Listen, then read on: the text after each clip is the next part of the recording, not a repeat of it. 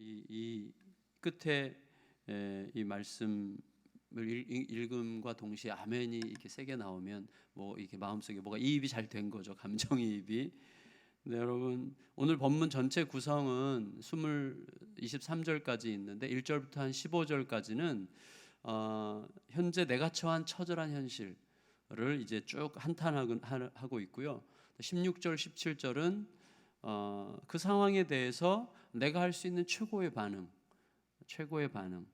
그런 상황에서 내가 할 수 있는 최고의 일, 하나님을 전적으로 신뢰하는 기도인데요.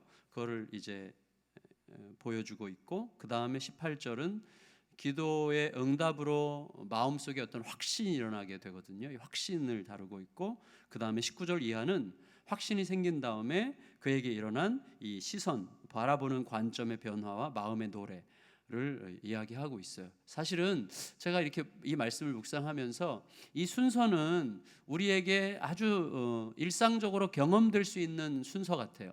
굉장히 보편성이 있는 순서예요.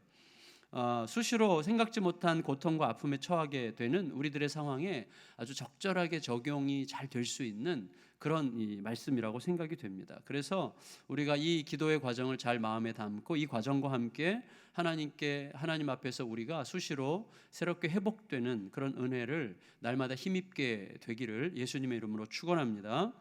첫째 1절부터 15절은요, 내가 현재 처한 처절한 현실에 대한 한탄을 다루고 있어요.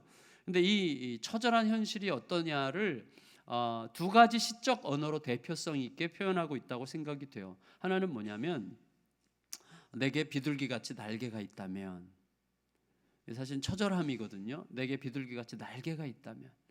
그 다음에 두 번째는 그는 곧 너로다. 이 두 가지가 이 시인의 처절한 고통을 이제 잘 표현해주고 있는데, 첫째 내게 비둘기같이 날개가 있다면. 여러분 이분이 지금 처한 구체적인 그 상황적 배경이 뭔지를 우리는 정확하게 알지는 못하겠어요. 그렇지만 그가 지금 어떤 고통을 겪고 있는지는 충분히 우리가 분명히 얘기하고 있기 때문에 짐작할 수 있는데, 지금 이 사람에게 가장 힘들고 고통스럽고 곤란한 것은 지금 내가 얼마나 어려운 그 고통스러운 힘든 일에 쌓여 있고 얼마나 힘든 고통이 나를 누르고 있느냐, 이것이 아니에요. 이것보다 더 큰 고통은 뭐냐면 그 고통 속에서 도무지 하나님을 발견할 수 없다는 거예요. 하나님이 발견이 안 되는 게 더 힘든 거죠. 그래서 1절, 2절에서 그렇게 열자마자 이렇게 고백하는 거죠. 이게 제일 큰 고통이죠, 사실은. 1절, 2절 읽겠습니다. 시작. 하나님이여 내 기도에 귀를 기울이시고 내가 간구할 때에 숨지 마소서. 내게 굽히사 응답하소서. 내가 근심으로 편하지 못하여 탄식하오니. 지금 자신의 기도가 하나님의 귀에 들어간다는 확신이 안 와요. 내 기도를 지금 하나님께서 듣고 계시는지가 참 확실치 않아요. 마음속에 확신이 안 와요. 그리고 죽어라고 부르짖고 기도하는데 하나님은 마치 나를 피해서 숨어 계시는 것 같은 그런 느낌이 계속 드는 거죠. 이때 제일 힘들죠. 이때 제일 아무리 힘든 일이 있어도요, 주님 만나면 아무리 힘든 일이 있어도 주님으로부터 뭔가를 들으면 이길 수 있거든요. 이길 수 있어요, 진짜로. 근데 안 들리는 거고 하나님께서 숨어 계시는 것 같고 내게 귀를 막고 계시는 것 같은 느낌이 들면 이건 뭐 감당하기가 너무 힘든 거죠. 우리가 깊은 고통 속에서 종종 경험할 수 있는 일 아니겠어요? 가장 흔한 예, 자주 말씀드리는 예죠. 풍랑 속에서 죽을 것 같이 힘든데 예수님은 주무시고 계신 상황이죠. 나는 지금 죽을 것 같은데 예수님은 주무시고 계신 상황이죠. 도대체 자기 제자들의 목숨에 관심이나 있으신 건지, 스승이 어떻게 제자들은 죽겠다고 막 난리를 치는데 주무시고 계세요. 근데 우리가 그때 절대로 잊지 말아야 되는 게 있죠. 뭐예요? 넘실거리는 풍랑, 그 일촉즉발의 위기 한가운데서 우리가 예수님께 원망스러운 마음을 가질 수 있지만 사실은 예수님이 그 가운데 함께 계시다는 거죠. 예수님은 우리의 상황을 아실 뿐만 아니라 우리의 고통스러운 상황을 함께 겪고 함께 통과하고 계시는 중이에요. 그런데 그분이 침묵하시고 계시다면 뭔가 뜻이 있는 거죠. 그래서 거기서 그분의 침묵의 뜻을 내 속에서 헤아리기 위해서 귀를 기울이는 게 중요한 거죠. 그분은 함께 계세요. 그걸 절대로 잊으면 안 되는 거죠. 풍랑이 막 배를 뒤집으려고, 배를 깨뜨리려고 해도 거기 예수님 계시잖아요. 함께 그 고통을 통과하고 계시는 거거든요.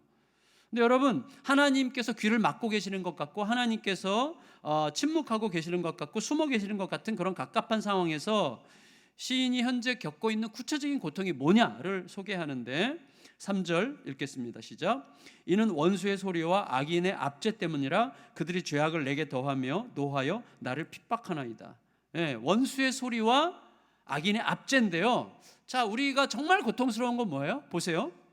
그 악인의 그 압제하는 소리는 뭐예요? 분노로 나를 핍박하는 소리인데 어떤 소리냐면 죄와 허물을 나에게 다 뒤집어 씌우는 소리예요. 죄악을 내게 더하며. 여러분, 그게 참 우리들에게 힘들지 않습니까?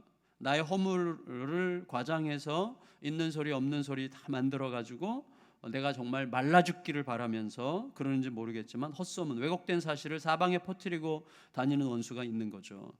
그것으로 인해서 우리들의 명예는 땅에 떨어졌고 나는 고개를 들고 다닐 수 없게 되는, 그래서 시인의 이 마음속에 심히 깊은 불편함으로 근심과 탄식이 끊어지지 않는 그런 상황이에요. 꼭 죽을 것 같이 힘들어요. 그래서 와, 진짜로 이러다 죽겠구나, 이런 생각이 저절로 온 마음을 사로잡는 거죠. 내 인생은 이제 이렇게 끝나는가, 이런 생각이 드는 거죠. 그런 생각 때문에 심지어 두렵고 떨리고 공포스럽기조차 한 거죠. 4절 5절 읽겠습니다. 시작. 내 마음이 내 속에서 심히 아파하며 사망의 위험이 내게 이르렀도다. 두려움과 떨림이 내게 이르고 공포가 나를 덮었도다. 그래서 그 상황에서 드디어 입술에서 나도 모르게 신음 섞인 한탄이 새어나오는 거예요. 그게 뭐죠? 아, 나에게 날개가 있다면, 이거죠. 아, 나에게 날개가 있다면 진짜 아무도 없는 곳에서, 나 아는 사람 아무도 없는 곳에서, 아무도 나를 알아보지 않는 곳에서, 완전히 낯선 곳, 조용한 고요한 곳에서 그곳까지 홀홀 날아가서 아무 생각 없이 그냥 있고 싶다. 누구도 만나고 싶지 않고 아무랑도 상관하지 않고 그냥 완전히 혼자서 그냥 있고 싶다. 어딘가에, 뭐 이거죠. 그게 6절 말씀이죠. 6절 읽겠습니다. 시작. 나는 말하기를 만일 내게 비둘기같이 날개가 있다면 날아가서 편히 쉬리로다. 여러분, 극단적으로 힘든 고통스러운 현실이 고통스럽습니다. 그러나 극단적으로 힘든 고통이 더 고통스러운 이유는 피할 수 없다는 거죠. 이 사람이 피할 수 있다면 아, 날개가 있다면이라는 말을 할 필요도 없죠. 그러니까 사실은 이 시인이 참 누군가에게 쫓기고 가까운 사람들로부터 생명의 위협을 느끼고 백성들로부터 버림받는 것 같은 상황, 모두로부터 버림받는 것 같은 상황인데 그 상황을 피할 수도 없어요. 그런 상황에서 하는 말이 날개가 있다면이 아니겠어요? 시인이 야, 나에게 참 날개가 있다면, 진짜 날개가 있다면이라고 말할 때, 이건 시적인 언어죠. 그러니까 이렇게 말할 때 이 똑똑한 시인이 그게 얼마나 비현실적인 소원인가 하는 것을 모르지 않았겠죠. 가능하지 않은 현실이라는 것을 알면서도 나오는 한탄이죠. 그렇죠. 그러니까 더 가슴 아픈 거죠. 그게 이루어질 수 없다는 것을 알지만 말할 수밖에 없는 거죠. 날개가 생길 리도 없고 또 날개가 달려서 다른 곳으로 피할지라도 고통이 완화되기도 쉽지 않을 거예요. 여러분, 왜냐하면 공간이 이동한다는 것은 고통을 완화시키는데 도움을 줄 수는 있지만 고통의 문제를 해결하지는 않아요. 결국 고통의 문제는 여기서 생기는 거 아니에요. 여기서. 그러니까 내가 어디를 가도 잠깐은 뭐 잊어버릴 수 있겠지만 그 고통이 어디 가겠어요. 그러니까 이 사람이 알아요. 내게 날개가 있다면 이 말은 날개가 있어서 어디 가서 숨어서 피한다면 문제가 다 해결될 텐데 라는 것을 얘기하는 건 아니죠. 가능하지 않다는 것을 알면서 말할 수밖에 없는 현실이죠. 그게 고통스러운 거죠. 그게 고통이에요. 그런 말이라도 하지 않으면 견딜 수 없는 고통, 저절로 하게 되는 말이죠. 날개가 있다면. 그게 어디서 우리가 느낄 수 있어요? 그 말을 이 잔을 내게서 옮기시옵소서에서 느끼는 거죠. 예수님께서 이 잔을 내게서 옮기시옵소서라고 기도하실 때 옮겨질 거라고 예측하고 말씀하시는 거 아니잖아요. 도대체 옮길 수 없는 것을 아시잖아요. 완전히 이거는 내가 마셔야만 되는 잔인 것을 아시잖아요. 그렇지만 말해보는 거예요. 그것이 무슨 현실성이 있고 그것을 하나님께서 들으실 거고 내가 그 길을 갈 수 있기 때문에 또 내가 가고자 마음 먹으면 갈 수 있다. 물론 맞지만 예수님께서 그 길을 가고자 하는 의지를 가지고 그 말씀하신 게 아니잖아요. 그 길 절대로 안 가시고 못 가시거든요. 근데도 하는 거죠. 할 수 없는 일인데 하는 거죠. 그게 고통의 표현이죠. 이 잔을 내게서 옮기시옵소서. 그런 의미에서 우리가 우리의 삶 속에서 내게 날개가 있다면이라고 말할 수 있는 그 고통스러운 상황에 절정이 있다면 그게 아마도 이 잔을 내게서 옮기시옵소서가 아닐까라는 생각이 들었어요. 그래서 그건 뭐 너무나 당연한 거죠. 현실에 대해서 영원토록 눈 감고 싶은, 영원토록 떠나고 싶은 고통, 이런 고통들이 있다면 사실은 예수 그리스도께서 이 잔을 내게서 옮기시옵소서라고 말하시는 그 고통의 상황을 통해서 우리들의 모든 고통을 사실은 이미 다 지신 거죠. 그래서 그 예수님을 묵상할수록 우리들의 마음속에 자유가 오는 거죠. 자유. 적어도 나는 십자가에 못 박히는 건 아니잖아. 적어도 나는 내 죄뿐만 아니라 모두의 죄를 내가 다 뒤집어 쓰고 죽는 건 아니잖아요. 그래서 우리의 마음속에 이렇게 새로운 시선이 시작될 수 있는 거죠. 그 다음에는 뭐예요? 아까 그가 바로 너였다니라는 고통이 이 사람에게 있는 거죠. 여러분 여기 9절부터 11절 사이에 보면요, 정겨운 단어들이 많이 등장해요. 정겨운 단어들, 성내, 성벽, 그 성벽 위, 성중, 거리, 이런 단어들을 우리로 치면 이런 거예요. 좀 이따 읽을 거니까 안 보셔도 되는데 우리로 치면 이런 거죠. 뭐 동네, 골목길, 대문 앞, 마을회관, 뭐 이런 거죠. 그다음에 우리가 늘 자주 만나는 카페, 그다음 한마디로 얘기하면 거기, 우리 거기서 만나? 그럼 다 아는 그 거기, 그런 것을 뜻하는 거예요. 성내, 성벽 위, 길거리, 성중, 거리, 뭐 이런 것들이죠. 이런 단어들이 이제 9절, 10절, 11절에 딱 등장을 하는데, 다시 말하면 사람들이 모여서 교통하고 사귐을 가지고 사랑과 우정을 나누는 공간들을 소개해요. 그런 이 단어들이 등장하죠. 생각만 해도 따뜻해지는 공간들이에요. 그런데 이 생각만 해도 따뜻해져야 되는 이 공간을 가득 채우고 있는 것은 오히려 강포, 분쟁, 죄악, 재난, 악독, 압박, 속임수를 꽉 채우고 있어요. 9절, 10절, 11절 읽겠습니다. 시작. 내가 성내에서 강포와 분쟁을 보았사오며 주여 그들을 멸하소서. 그들의 혀를 잘라버리소서. 그들이 주야로 성벽 위에 두루다니니 성중에는 죄악과 재난이 있으며 악독이 그 중에 있고 압박과 속임수가 그 거리를 떠나지 아니하도다. 여러분, 가장 다정하고 따뜻하고 사랑스러워야 될 공간이 가장 추하고 가장 서글프고 가장 서럽고 가장 증오스러운 공간으로 바뀌었어요. 그 안에 이런 것들이 떠돌아요. 그게 다 혀에서 나왔어요. 혀, 말로 다, 말로. 그래서 혀를 잘라버리세요. 차라리 그들의 혀를 잘라버려 주세요. 이렇게 얘기하죠. 여러분, 가장 따뜻한 공간 우리 집이잖아요. 집. 그러나 여러분, 우리 집이 남편의 한마디로, 아내의 한마디로, 누군가의 한마디로 지옥이 되는 건 한순간이에요. 근데 지금 이 시인이 늘 다정스럽게 느꼈던 거기 있잖아. 거기 그 스타벅스, 그 카페, 그 골목, 거기서 봐. 그 대문 앞 있지. 근데 그곳이 전부 다 증오스러운, 정말 징그러운 비참한 공간이 됐어요. 여러분, 교회 생활하다가요, 정말 우리 교회 진짜 난 교회만 생각하면 너무 좋아, 자꾸 교회 가고 싶어, 그러던 그 교회 공간이 어느 순간 증오스럽고 분노스럽고 징그럽고 가기 싫고, 그리고 아주 막 징글징글한 공간이 될 수 있는 거예요. 이런 것들로 인해서. 그런데 그 모든 이 악한 강포, 분노, 죄악, 재난, 악독, 압박, 속임수라는 단어가 전부 다 지금 시인의 입장에서 보면 다 나를 향하고 있는 것들, 정말 나를 다 향하고 있어요. 그리고 단어들을 성내에, 거리에, 성중에, 카페에, 스타벅스 안에, 우리가 늘 만나던 그 장소에 사람들에게 다 퍼뜨리는 인간들은 다름 아닌 내 친구들이에요. 그거 지금 너무 힘든 거예요. 12, 13, 14절 읽겠습니다. 시작. 나를 책망하는 자는 원수가 아니라 원수일진데 내가 참았으리라. 나를 대하여 자기를 높이는 자는 나를 미워하는 자가 아니라 미워하는 자일진데 내가 그를 피하여 숨었으리라. 그는 곧 너로다. 나의 동료, 나의 친구요, 나의 가까운 친으로다. 우리가 같이 재미있게 의논하며 무리와 함께하여 하나님의 집안에서 다녔도다. 여러분, 이런 거 우리에게 굉장히 공감이 되는 말씀이죠. 매우 처절한 놀람과 원망과 절망 속에서 그가 바로 너였다니 라고 말해야만 하는 상황이 있어요. 전형적인 배신의 그림이죠. 이 배신의 가장 악독한 그림은 우리가 또 알아요. 예수님 옆에서 일어났어요. 3년을 동고동락했던 가룟 유다의 배신이 그 절정이죠. 예수님은 우리가 겪게 될 모든 배신의 고통과 서러움과 원통함과 억울함을 우리를 위해서 다 미리 이미 당하셨죠. 그리고 누군가로부터 배신당하는 고통이 있을 때 그때 우리는 누구에게로 가요? 예수님께로 갈 수 있는 거예요. 예수님께로. 그가 나보다 훨씬 더 잔인한 배신을 당한 주인공이었기 때문에 예수님께로 갈 수 있어요. 내가 날개만 있다만이라고 말하고 싶은 고통 속에 있을 때 우리는 예수님께로 갈 수 있어요. 어떤 예수님? 이 잔을 내게서 옮기시옵소서라고 말씀하셨던 그 예수님께로 갈 수 있어요. 그 예수님이 우리에게 계시다는 게 우리에게는 어마어마한 특권이에요. 진짜로 언제든지 갈 수 있는 우리 예수님이 계시다는 게 얼마나 큰 특권입니까? 그러면 여러분, 이런 상황에서 우리가 뭐 할 수 있는 거예요? 뭐 할 수 있을까요? 술을 마실 수 있습니다. 술 한번 드셔보세요.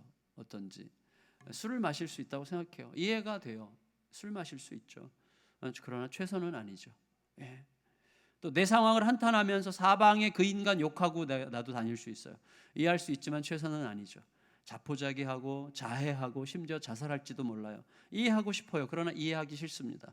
그건 결코 최선도 아니고 차선도 아니에요. 그 인간들이랑 똑같이 악해질 뿐만 아니라 오히려 더 악해져가지고 복수해요. 이건 최악이죠. 최악.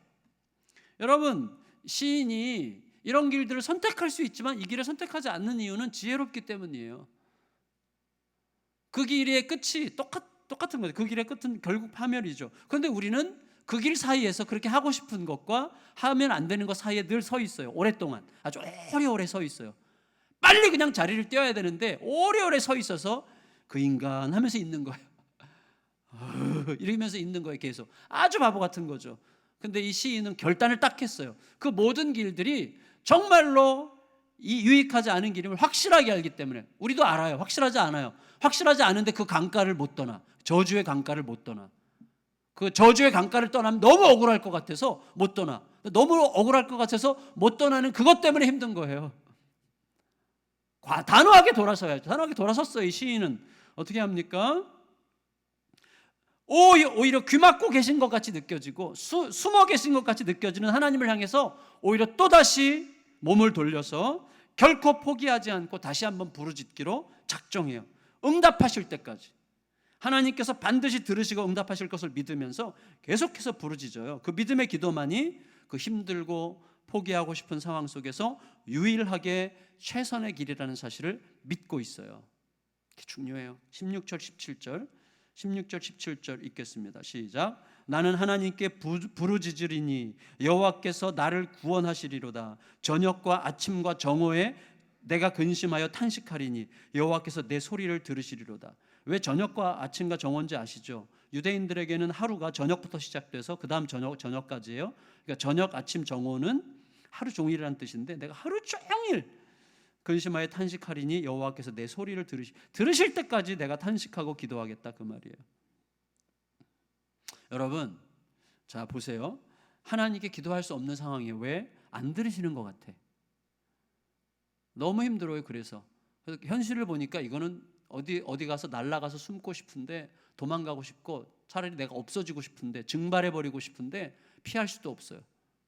하나님은 안 듣고 계시는 것 같고 현실을 피할 수도 없고. 그러면 어떻게 해요? 우리는 갈 길이 없는 거죠. 사람들이 갈 길이 없을 때 선택하는 게 몇 가지가 있어요. 제가 아까 몇 가지 제시를 했는데 사실은 그때 할 수 있는 게 유일한 게 뭐냐면 시인이 가르쳐주는 게 또다시 하나님께로예요. 하나님이 안 듣는 것 같아도 하나님 거기 계시다는 것을 믿는 거죠. 하나님 반드시 들으신다는 것을 믿는 거죠. 들으실 때까지 부르짖는 거예요. 또 부르짖는 거예요. 그것 외에는 길이 없어요. 그런데 그렇게 기도하다 보면 하나님이 안 들으시는 게 아니라 하나님께서 안 들으시는 것 같이 느껴지는 내 마음인데, 그렇게 기도하다 보면 반드시 이런 순간이 오는 거예요. 이런 순간. 18절 읽겠습니다. 18절 시작. 나를 대적하는 자 많더니 나를 치는 전쟁에서 그가 내 생명을 구원하사 평안하게 하셨도다. 여러분, 이거 굉장히 중요하지 않아요? 뭐냐면 이거예요. 하나님이 내 생명을 구원하실 것입니다. 평안을 얻게 될 것입니다. 가 아니에요. 그게 아니라 뭐예요? 하나님이 내 생명을 구원하셨도다. 평안하게 하셨도다 라고 확정적으로 말하게 되는 순간이 와요. 이거 지나갔어. 여러분, 기도하는 중에 이미 지나갔어요. 기도하는 중에. 지나갔어요. 굉장히 힘들 것 같은 이야기가 오는데 기도하는 중에 하나님께서 내가 할 거야 이런 말을 주시면요, 지나간 거예요. 그거는 그런 순간이 온다니, 그렇게 말하게 되는 순간 이건 간 거야, 갈 것입니다가 아니에요. 여러분, 상황은 여전히 변함이 없을지라도 내 마음에서는 이미 응답이 이루어진 게 확실한 그런 순간이 오는 것입니다. 그 많은 대적자들과 그들의 모함과 압박이라는 현실보다도 하나님으로부터 내게 오는 한 줄기 그 확신의 빛이 훨씬 더 강력하고 확실한 현실이 되는 순간이 와요. 그렇게 기도하다 보면. 그러면 여러분, 그런 확신이 생기면 이제부터 놀라운 일이 생기는데, 내가 처한 현실이 해석되기 시작해요. 이게 중요한 거죠. 내가 속한 이 아주 막 징글징글한 현실이 해석이 되는 거예요. 해석이. 그러면 되는 거예요. 그러면 신앙의 승리가 되는 거예요. 해석돼요. 이 현실이 막 징글징글한 이게 해석이 돼요. 그렇게 징글징글했던 그 인간이 해석이 돼요. 생각하기도 싫고 만나기도 싫고 막 앞에 보기만 해도 막 자꾸 시선을 피하고 싶은 그 인간이 해석이 돼요. 그 상황이 해석이 돼요. 그러면 해결된 거예요. 왜 어찌하여 라고 하던 기도가 아하로 바뀌게 되는 거예요. 대적자들이 이거 깨달았어요. 이 시인이 대적자들이 변화되기를 기대할 필요가 없다는 사실을 깨달아요. 그거 내 영역이 아니라는 사실을 깨닫는 거예요. 대적자들은 내가 어떻게 바꾸거나 변화시킬 수 없다는 사실을 깨달아요. 그들을 낮추고 그들을 다루실 분은 하나님이시라는 사실을 확실히 깨닫게 되면서 내 마음속에 자유와 시원함이 오는 거예요. 내가 할 수 있는 일이 아니에요. 주님의 영역이에요. 그러므로 내가 미워하고 원통해 하는 것도 결국은 뭐예요? 내가 해결하려고 붙들고 있기 때문에 내가 미워하고 원통하고 증오스러운 것입니다. 주님께 탁 맡기는 거죠. 왜? 내 영역이 아니니까. 내 영역이 아닙니다. 그가 나에게 피해를 줬는지 모르겠지만 그 피해로 인해서 내가 그를 어떻게 하고 어떤 상황을 바꾸고 내가 억울함을 어떻게 처리하려고 하는 것도 내 영역이 아니고 주님께서 하시는 것이죠. 그걸 깨닫는 순간이 오는 거예요. 그때 자유와 시원함이 오는 것입니다. 나의 간절함, 나의 고통, 나의 수고와 노력이 그 사람을 결코 바꿀 수 없어요. 그럼 나는 그 사람을 못 바꿔요. 그들의 말은요, 그럴듯하고 마음에는 칼이 있어요. 그들이 변화되지 않을 이유에 대해서 이 사람은 깨달았어요. 언약을 배반했기 때문이라고 깨달았어요. 언약을 배반한 자를 돌이킬 수 없다 내가, 이렇게 생각하는 거죠. 19절 20절 읽겠습니다. 19절 20절 시작. 옛부터 계시는 하나님이 들으시고 그들을 낮추시리이다. 그들은 변하지 아니하며 하나님을 경외하지 아니함이니이다. 그는 손을 들어 자기와 화목한 자를 치고 그의 언약을 배반하였도다. 이 사람들은 언약을 배반한 사람들인데 말은 굉장히 그럴듯하게 하고 꽤 설득력이 있어서 사람들의 마음을 사로잡는 것 같았지만 결국 그의 말과 그의 마음에는 칼이 있어요. 칼. 21절 읽겠습니다. 시작. 그의 입은 우유 기름보다 미끄러우나 그의 마음은 전쟁이요 그의 말은 기름보다 유하나 실상은 뽑힌 칼이로다. 그래서 이 시인이 기도하는 동안에 그들의 종말이 확실하게 보였어요. 확실하게 가슴에 들어왔어요. 그게 23절이죠. 읽겠습니다. 23절 시작. 하나님이여 주께서 그들로 파멸의 웅덩이에 빠지게 하시리라. 피를 흘리게 하며 속이는 자들은 그들의 날이 반도 살지 못할 것이나 나는 주를 의지하리이다. 그들의 종말은 너무나 분명해요. 상황이 이렇게 해석이 되면 내가 선택할 수 있는 길은 너무나 분명해요. 뭐죠? 내가 어떻게 해보려고 용쓰면서 극단적인 고통을 겪었던 모든 짐을 전부 다 주님께 맡기게 되는 거예요. 여러분, 우리가 힘든 이유가 뭐예요? 못 맡겨서죠. 못 맡겨서 힘든 거예요. 내가 이렇게 화내도 안 내면 안 될 것 같아서예요. 그것도 못 맡기는 거죠. 못 맡겨서 힘든 거예요. 오늘 제목이 뭐예요? 너의 짐을 다 주께 맡기라. 여러분 22절 읽겠습니다. 22절 결론 시작. 내 짐을 여호와께 맡기라. 그가 너를 붙드시고 의인의 요동함을 영원히 허락하지 아니하시리로다. 아멘. 아멘. 내 짐을 여호와께 맡기라. 그가 너를 붙드시고 의인의 요동함을 영원히 허락하지 아니하시리라. 여러분, 내가 어떻게 해보려고 용쓰면서 극단적인 고통을 겪었던 모든 짐을 모두 다 주님께 맡기라는 거예요. 그리고 나를 붙드시고 내가 흔들리는 것을 결코 내버려 두지 않으실 하나님을 온전히 신뢰하기로 작정하라는 것입니다. 그게 중요해요. 제가요 최근에 틈틈이 영화를 보고 있어요. 옛날에 다 지난 영화인데 해리포터라는 영화예요. 해리포터 아시죠? 해리포터. 거기에 해리포터의 악의 화신이 나와요. 뭐 세상을 악으로 가득 채우게 하려고 하는 악의 화신, 볼드모트라는 이 악의 사탄을 상징하죠. 악의 상징이 나오고, 그 다음에 사랑과 우정의 상징으로 해리포터가 나오는 거죠. 해리포터는 빛이고 볼드모트는 어둠이죠. 근데 이 볼드모트가 이 해리포터를 자기 편으로 끌어들여 가지고 해리포터랑 자기가 힘을 합치면 온 세상을 어둠으로 지배할 게 확실해. 그래서 해리포터를 자기 편으로 끌어들이려고 해리포터 안으로 들어가서 해리포터를 자기화시키기 시작해요. 해리포터가 거의 넘어가려고 하는 찰나에 해리포터가 끝내 이렇게 얘기했어요. 갑자기 정신을 차리고, 나는 너와 달라. 나에게는 너가 영원히 가질 수 없는 사랑과 우정이 있어. 나는 너를 두려워하지 않아. 나는 너를 증오하지도 않아. 나는 너가 불쌍할 뿐이야. 이렇게 얘기해요. 그 순간 볼드모트가 해리포터 안에서부터 밖으로 와 하면서 도망 나가요. 빠져나가요. 제가 볼 때 여기 굉장히 중요한 게 있어요. 성경 전체가 그거죠. 여러분, 우리 편으로 끝없이, 우리를 자기 편으로 끝없이 만들려고 해요. 어둠의 그늘에 속한 자가 계속해서 끝없이. 근데 우리가 그리스도 안으로 쑥 들어가 버리면요, 되는 거예요. 근데 이거죠, 이거 바로 해석이 되는 거죠. 내가 해결할 수 없음을 깨닫고 내 짐을 여호와께 탁 맡기고 나면 그냥 거기서부터 너무나 간단하게 되는 거예요. 근데 그걸 못해요. 우리가 너무 미련스러워요. 내가 붙들고 있어요. 붙들고 있어서 내가 어떻게 하지 않으면 억울해서 못 견딜 것 같아서 붙들고 있는 거죠.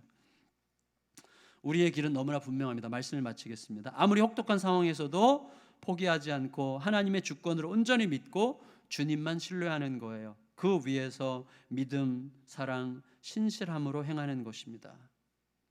여러분, 내가 할 수 없습니다. 그러나 온전히 맡기면 하나님이 하실 것을 우리가 보게 될 것입니다. 그때 모든 상황이 다르게 해석되고 다르게 전개되기 시작하는 것입니다. 날마다 우리가 우리의 삶을 그렇게 그 하나님의 은총의 그 은혜의 그 네트 있죠. 은혜의 그 둥지, 은혜 둥지 안으로 우리가 들어가서 그 둥지 안에서 새롭게 나의 모든 상황을 해석하면서 우리의 삶이 날마다 주님의 그 새 은혜를 누리게 되기를 예수님의 이름으로 축원합니다. 축원합니다.